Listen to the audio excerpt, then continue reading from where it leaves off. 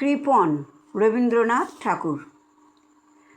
আমি ভিক্ষা করে ফিরতেছিলে গ্রামের পথে পথে, তুমি তখন চলেছিলে তোমার স্বর্ণরথে। অপূর্ব এক স্বপ্ন সম লাগতেছিল চক্ষে মম। কি বিচিত্র শোভা তোমার, কি বিচিত্র সাজ। আমি মনে ভাবতেছিলাম, এ কোন মহারাজ।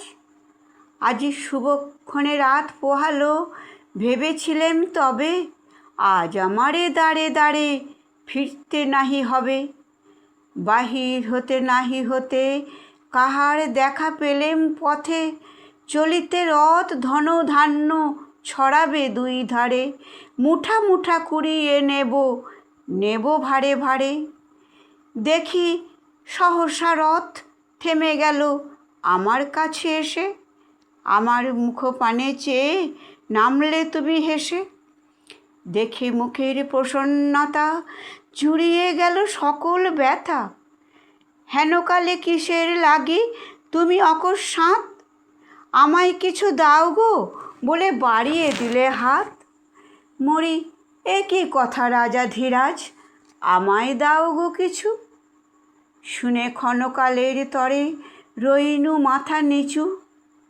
তোমার কি বা অভাব আছে ভিখারি ভিক্ষুকের কাছে, এ কেবল কৌতুকের বসে আমায় প্রবঞ্চনা। ঝুলি হতে দিলেম তুলে একটি ছোট কণা, যবে পাত্রখানি ঘরে এনে উজাড় করে, এ কি ভিক্ষা মাঝে একটি ছোট সোনার কণা দেখি। দিলেম যা রাজ ভিখারি রে, স্বর্ণ হয়ে এলো ফিরে। তখন কাঁদে চোখের জলে দুটি নয়ন ভরে, তোমায় কেন দিইনি আমার সকল শূন্য করে।